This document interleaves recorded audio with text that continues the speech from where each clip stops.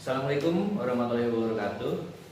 Selamat siang. Oke, kembali lagi di video kakak hari ini, ya, yang khusus membahas tentang PTN. Kalau misalkan kemarin kalian lihat video kakak, ya, kemarin itu kita bahas tentang yang namanya berapa sih kuota untuk masuk jalur PTN itu berapa aja. Nah, kalau yang hari ini kakak akan membahas tentang beberapa faktor, ya, yang bisa membuat peluang kalian untuk masuk ke perguruan tinggi negeri itu, ya, khususnya SNMPTN itu menjadi lebih besar. Oke.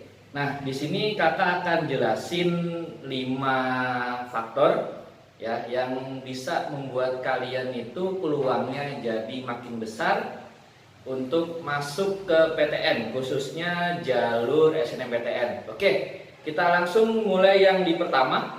Yang pertama faktornya itu adalah nilai alumni dan banyaknya alumni. Nah, maksudnya gimana tuh Kak? Maksudnya gini, maksudnya itu adalah, ya, kalian, ya, harus mengecek dulu, ya, berapa sih nilai alumni kalian, ya, atau nilai kakak kelas kalian, ya, ketika dia masuk ke PTN dan jurusan yang kalian pilih. Nah, itu yang pertama. Cek dulu nilai alumni kalian itu berapa. Untuk apa Kak sebenarnya? Jadi gini, jadi kalian itu akan punya yang namanya gambaran, ya, berapa sih nilai yang harus gua kejar, ya, berapa sih rata-rata yang harus gua kejar ketika gua itu pengen masuk ke PTN dan jurusan yang kalian pilih. Nah, selain itu, setelah kalian mengecek nilai itu, ya, yang kedua itu kalian juga harus mengecek yang namanya banyaknya alumni, ya, atau kakak kelas kalian ketika kalian itu memilih PTN dan jurusan yang kalian pilih. Kak, emang penting banget ya? Ini penting banget karena kenapa? Karena biasanya, ya, pihak kampus itu pasti udah ada yang namanya paham lah. Oh, berarti kalau dari sekolah ini kebanyakan akan memilih jurusan ini, ya, akan memilih PTN ini. Nah, peluang kalian itu tentu akan makin besar. Kak, gimana Kak? Gue cara ngecek nilai alumni gue, terus sama banyaknya alumni gue itu yang masuk, ya, ke PTN jurusan gue pilih. Nah, gampang banget. Kalian tinggal koordinasi aja sama guru BK kalian di sekolah, ya, minta datanya, terus kalian lihat nih kira-kira peluang yang paling banyak ini gimana. Nah, walaupun memang faktor pertama ini ada miss-nya, ya, mungkin miss-nya adalah karena makin banyaknya kakak kelas kalian yang memilih PTN dan jurusan yang kalian pilih, ya, di sekolah itu, otomatis PTN dan jurusan itu akan semakin familiar, ya, akan semakin banyak dipilih. Tapi kan gak usah khawatir, yang paling penting adalah cek dulu nilai kalian itu berapa. Nah, setelah kita di yang pertama, nah, di sini ada faktor yang kedua. Faktor yang kedua itu adalah indeks prestasi sekolah. Kak, ini maksudnya apa lagi nih Kak, indeks prestasi sekolah? Nah, maksudnya dari indeks prestasi sekolah itu adalah berapa sih akreditasi sekolah kalian. Nah, di dinas itu berapa akreditasi sekolah kalian. Nah, kalau misalkan semakin tinggi, ya, indeks prestasi sekolah kalian, terutama akreditasi sekolah kalian, maka peluang kalian untuk lolos PTN, ya, dan jurusan yang kalian pilih di SNMPTN akan semakin besar. Karena otomatis dengan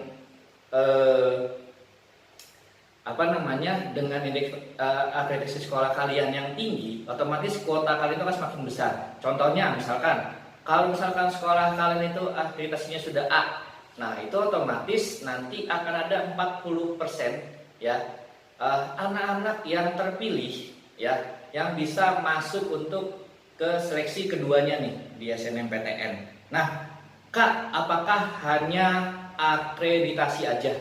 Ya, tidak hanya akreditasi aja. Yang ada faktor lainnya juga selain dari akreditasi, Nah, yang kedua itu adalah nilai UN. Nah, mungkin ini di angkatan kalian mungkin ini sudah mau dihilangkan mungkin ya nilai UN itu, tapi nilai UN itu ketika di kakak kelas kalian dulu itu menjadi salah satu acuan juga ya, bahwa ketika semakin tinggi nilai UN sekolah itu berarti indeks prestasi sekolah itu akan semakin bagus di mata dinas pendidikan. Seperti itu. Nah, yang ketiga adalah nilai SBMPTN. Kak, kok emang ada ada hubungannya Kak dengan nilai SNMPTN? Oh, tentu ada. Karena kenapa? Biasanya ketika menemukan yang namanya indeks prestasi sekolahnya nih, prestasi sekolahnya nih A, terus nilai UN-nya ini yang terbaik. Nah, otomatis yang akan dilihat itu terakhir adalah nilai SBMPTN ya dari kakak kelas kalian. Nah, tapi kan kalau itu kan nggak bisa minta sama BK Kak. Caranya gimana? Gampang. Kalian coba tanya aja sama kakak kelas kalian yang masuk jalur SBM, nilainya itu berapa waktu itu ya. Nah, yang ketiga, nah ini sering banget nih, faktor ketiga ini sering banget dilupain, yaitu adalah faktor kedaerahan. Kak, maksudnya apa sih faktor kedaerahan? Jadi gini, coba sebutin ada berapa PTN di Indonesia. Oke, kakak misalkan ngambil contohnya PTN 10 besar aja ya. Oke, salah satunya ITB. Nah, ITB itu kan ada di Bandung. Nah, maksudnya dari faktor kedaerahan ini adalah si pihak kampus, si ITB ini akan memilih terlebih dahulu ya calon mahasiswanya yang dari daerah Jawa Barat. Nah, itu maksudnya dari faktor kedaerahan. Berarti si kampus ini akan memilih putra-putri daerah atau calon mahasiswa yang berdomisili di sekitar daerah kampus. Emang agak-agak mirip ya dengan sistem zonasi SD, SMP, SMA, di mana mereka mengutamakan dulu yang namanya putra-putri daerah tersebut. Nah, kalian lihat dulu nih ya, nanti kalian bisa lihat di link SNMPTN ketika nanti udah bisa dibuka. Nah, kalian boleh lihat berapa banyak putra daerah yang terpilih di kampus yang kalian tuju ya. Kalau misalkan semakin banyak berarti faktor kedaerahannya semakin tinggi. Kak, cara ngeceknya gimana sih Kak? Misalkan dia nih ITB, terus saya mau milih jurusan teknik mesin misalkan. Nah, misalkan di situ anak dari Jawa Baratnya ada sekitar 30. Cara amannya gimana Kak? Kalau misalkan ada 30, gampang. Cara amannya adalah, nih tips dari gue ya. Cara amannya itu adalah ketika ya calon mahasiswa yang berasal dari daerah lu itu ada 5 orang, lu silakan pilih. Kalau kurang dari 5 orang, lu jangan pilih. Karena kenapa? Karena otomatis orang-orang ya yang dari luar daerah itu terpilihnya pasti dia nilainya tinggi, di atas 9. Nah, biasanya kalau misalkan semakin banyak dari luar daerah itu terpilih, berarti kemungkinan ya kuota dari Jawa Baratnya itu terisi atau memang standarnya ini lagi turun. Seperti itu. Nah, ini lu harus cek banget nih di yang ketiga ini ya, faktor kedaerahan, karena banyak banget menurut pengalaman gue ya, banyak banget kakak-kakak kelas lu nih ya yang pernah konsul sama gue itu gagal di SNMPTN karena mereka itu terlalu egois ya, mengedepankan egoisnya mereka itu kepengen milih di kampus bagus, tetapi mereka nggak ngecek dengan yang namanya kedaerahan. Udah gue bilangin bahwa cek dulu kedaerahannya. Kalau misalkan dari asalnya dia ya itu banyak yang terpilih, misalkan dia dari Jakarta, dari DKI Jakarta itu banyak banget, misalnya ada 5, lu silakan pilih. Tapi kebanyakan mereka ngeyelnya itu adalah bahwa yaudah Kak, gue milih di sini aja. Ya kan, itu kan sama aja mengurangi peluangnya mereka. Seperti itu. Nah, kalau contoh yang lain, misalnya kayak kalau lo pada mau milih UI, berarti UI itu akan lebih mentingin anak-anak Jakarta dulu, ya, sekitar Jabodetabek. Mereka akan mengutamakan calon-calon mahasiswa yang berada di daerah itu, ya. Terus misalkan kayak IPB, berarti dia akan milih dulu daerah Jawa Barat seperti itu.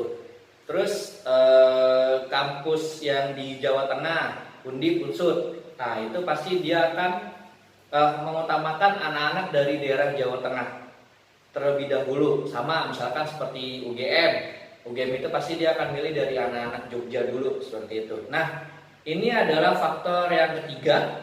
Lalu kita masuk ke faktor yang keempat. Nah, ini juga gak kalah pentingnya. Faktor yang keempat itu adalah pencocokan nilai lu dengan PTN dan jurusan yang lu pilih. Nah, ini merupakan saat-saat yang paling krusial. Karena kenapa? Karena di sini lu udah harus yang namanya berpikir realistis, ya. Lu udah harus yang namanya ngurangin ego lu. Karena kenapa? Karena kalau misalkan nilai lu nggak cocok nih dengan PTN, dengan jurusan yang pilih, lu sama aja sia-sia. Misal kayak gini, lu kekeh banget pengen kedokteran, ya kan? Lu kekeh banget pengen kedokteran, tapi nilai lu itu cuma 86, dan lu milihnya itu di misalkan di UI, ya, dengan standarnya ketika masuk UI itu di atas nilai 9. Itu kan gak relevan banget, ya kan? Gak relevan banget, tetapi lu memaksakan. Apakah lu lolos? Nah, itu walau-walau apakah lu lolos, tapi kebanyakan menurut pengalaman gue itu biasanya nggak lolos. Karena kenapa? Ketika dia mendaftarkan, gue yakin dia nggak lolos. Kayak gitu. Karena kenapa? Nilainya kecil, di bawah standar. Makanya lu harus cek dulu nilai lu tuh cocok nggak dengan PTN yang gak lu pilih. Terus, nah ini juga sering dilupain nih. Terus juga lu lihat dulu nih, mata pelajaran apa yang paling tinggi di rapot lu. Kalau misalkan buat kemarin ngikutin video gua, ya, atau lu nonton video gua kemarin udah jelasin 6 mata pelajaran, ya, yang penting banget untuk penilaian di SNMPTN atau biasa disebut dengan nilai primer dan nilai sekundernya. Nah, kalau misalkan di IPA, nilai primernya itu adalah matematika, fisika, kimia, biologi. Nilai sekundernya itu bahasa Inggris, bahasa Indonesia. Kalau di IPS, matematika, geografi, ekonomi, sosiologi itu nilai primernya. Terus nilai sekundernya bahasa Inggris, bahasa Indonesia. Lo lihat dulu, nih mata pelajaran mana nih yang paling tinggi. Kak, gue masih bingung itu caranya gimana. Oke, gue kasih bocorannya untuk di beberapa jurusan. Misalnya gini, lo yang pengen pilih kedokteran, berarti lo harus bagus nilainya itu adalah matematika, nilai kimia, nilai biologi, sama bahasa Inggris lo. Nah, kalau misalkan yang cowok nih, lo pengen milih misalkan teknik mesin, apa aja kak nilai yang paling tinggi? Nilai yang paling tinggi adalah matematika lo, fisika lo, bahasa Inggris, sama bahasa Indonesia. Itu yang harus tinggi nilainya. Karena kenapa? Karena nanti ketika lo pilih jurusan tersebut, lo selama kuliah bakal mempelajari yang namanya mata pelajaran tersebut di kuliah, ya, menjadi mata pelajaran wajib selama nanti lu kuliah. Jangan sampai gini, jangan sampai ketika ego lu tinggi, ya, terus lu nggak lihat nilai lu, terutama nilai primer lu, ya, terus lu memaksakan gitu. Gue yakin sih lo itu bakal yang namanya buang kesempatan, ya, sia-sia banget. Ya, misalnya gini, nilai gede lu matematika sama fisika, tapi lu pengen milihnya itu jurusan keperawatan, kan gak nyambung banget. Emang sih kak, matematikanya nyambung. Nah, lu ngisi nilai kimia biologinya gimana? Kalau misalkan nilai kimia sama biologi itu pas-pasan. Atau ketika lu yang cowok nih, lu pengen pilih yang namanya teknik elektro, ya kan? Terus tapi nilai yang bagusnya lu itu kimia sama biologi, ya kan? Matematika fisika lu biasa aja. Nah, itu juga percuma aja kalau menurut gua, ya kan? Karena selain dari 3 faktor yang di atas, faktor keempat ini nih yang paling menentukan kalau menurut gue, ya. yang paling menentukan ketika lu memilih di SNMPTN, PTN sama jurusannya, ya. Kurangin ego lu mulai dari sekarang, ya. Harus berpikir realistis. Nah, yang terakhir, yang kelima, yaitu adalah lu harus ngecek yang namanya berapa peluang lu dan berapa keketatatan PTN dan jurusan yang lu pilih.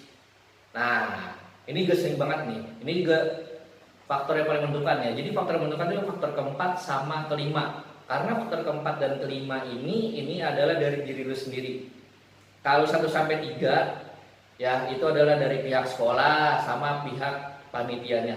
Tapi 4 dan 5 ini adalah faktor dari lu sendiri. Lu harus ngecek dulu peluang lu berapa dan keketatan jurusannya berapa. Misalnya gini, apakah realistis ketika lu ya kan misalnya milih UI kedokteran ya, terus misalkan nilai lu itu 90 ya, memang masuk sih nilai 90, terus tetapi yang minat di kedokteran itu ada 2.500 orang, terus daya tampungnya cuma 25, apakah relevan? Kalau menurut kalian, kayak gitu. Kalau menurut gue sih nggak relevan. Karena kenapa?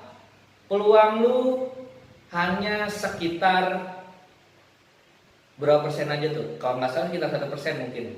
Nah itu nggak relevan banget.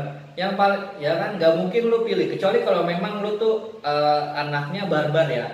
Mungkin biarin aja lah, masih ada SBMPTN kayak gitu ya kan. Biarin SNMPTN-nya gue pilih UI kedokteran nih, nyoba misalnya kayak gitu. Kalau menurut gue sih barbar boleh, tapi barbar lu kudu mikir dulu. Ya kan, lu lihat dulu peluang sama keketatan lu tuh berapa. Ya. Ini yang paling penting banget. Lu bukan berarti gue ini mengarahkan ke jurusan dan PTN bukan lu suka, tapi lu harus berpikir realistis dulu. Ya, di faktor kelima ini lo itu harus berpikir realistis dulu di sini. Ya. Kalau mau, misalnya Kak, gue pengen ke kedokteran misalnya kayak gitu. Ya kan? Nah,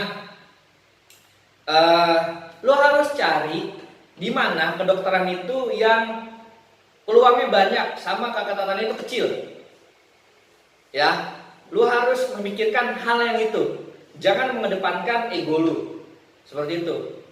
Kak, misalkan kalau orang nggak diizinin orang tua gimana? Coba kasih pengertian kepada orang tua. Misalnya, lo jelasin nih, ya kan? Nih, nilainya seperti ini, peluang ketatanya seperti ini. Tinggal gampang, tinggal buka, klik link SNMPTN. Ya, kalau sekarang berarti SNMPTN 2021. Lo boleh buka di situ. Tapi kalau sekarang kayaknya lagi proses verifikasi ya, jadi belum bisa dilihat yang terbarunya itu berapa kemarin peluang sama ketatannya. Tapi lo bisa kasih tahu orang tua lo bahwa segini lo nilai lo, segini peluang lo, dan segini keketatannya.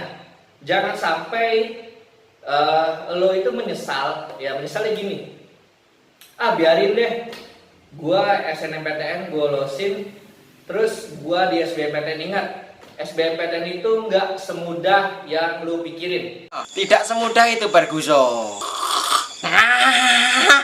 Oke, nanti itu gue bikin aja nanti ketika di konten selanjutnya mungkin kalau untuk SBMPTN. Tapi lu sayang banget ketika lu sekolah 3 tahun, lu belajar ya kan, kaki jadi kepala, kepala jadi kaki. Kaki di kepala, kepala di kaki.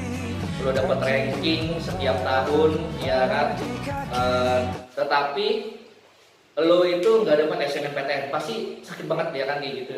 Nah, makanya coba lu pikirin ya, intinya dari 5 faktor nih ya, dari 5 faktor yang jarang lu ketahui ya di SNMPTN peluangnya besar. Intinya adalah kembali lagi adalah kepada rasionalitas lu sendiri ya. Apakah lu mampu meredam ego lu ya? Apakah lu mampu meredam nafsu lu? Seperti itu. Karena kenapa gini? Gua kasih satu mindset kepada lu bahwa setiap kampus ketika bikin jurusan nggak mungkin lu itu nggak punya peluang kerja, pasti ada peluang kerjanya. Ya, jangan terpaku kepada misalnya lu milih kedokteran jadi dokter, ya.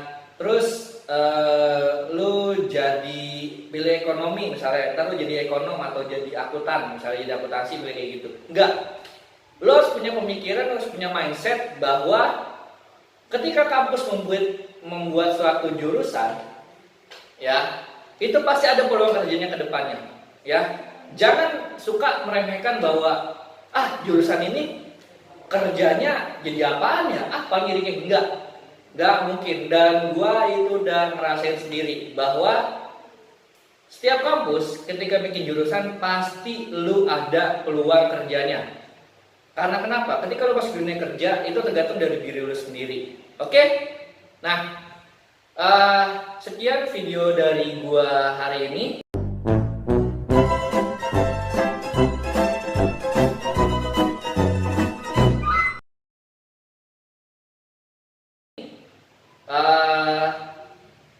Bagi yang baru lihat video gua, kenalin, gua Kak Fajar. Gua adalah salah satu konsultan PTN di Bimbel Kindi Tesla. Oke. Bimbel gua ada di daerah PUP Blok AL. Nah, bagi lu nih yang pengen nanya banyak nih, nggak hanya sekitar video aja, lo bisa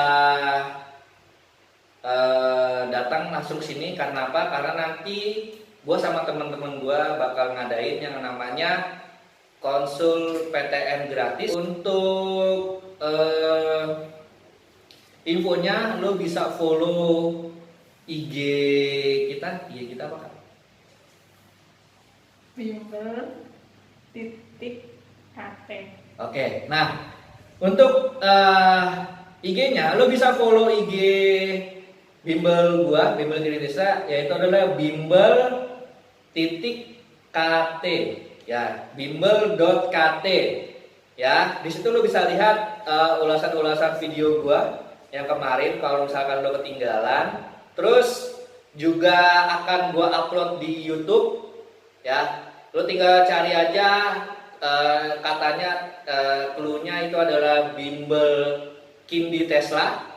Nah, disitu akan banyak banget video-video, nggak hanya video tentang PTN sebenarnya sih, video-video tentang yang lainnya yang berhubungan dengan pelajaran banyak di situ. Lu bisa masuk ke videonya. Oke.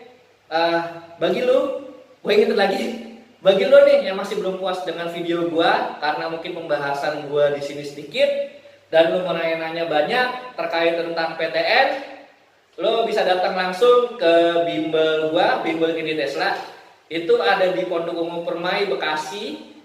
Ya, kalau misalkan lo pengen, gue pengen follow dulu Kak, boleh follow IG kita itu di bimbel.kt, ya, atau lo boleh datang ke kanal YouTube kita, channel YouTube kita, ya, Bimbel Kindi Tesla. Ya, oke. Karena apa? Karena nanti gue bakal ngadain yang namanya konsul PTN gratis. Oke, pokoknya jangan ketinggalan. Ya, terus simak video gue karena gue akan memberikan video-video lain khusus tentang PTN. Terima kasih buat yang udah nonton video gue hari ini. Salam undur dari gue, Kak Fajar, ya, konsultan PTN dari Bimbel Kindi Tesla. Terima kasih. Wassalamualaikum warahmatullahi wabarakatuh. Selamat siang semuanya. Ya kan, semoga kalian nih para pejuang PTN bisa lolos di SNMPTN, SBM dan ujian mandiri.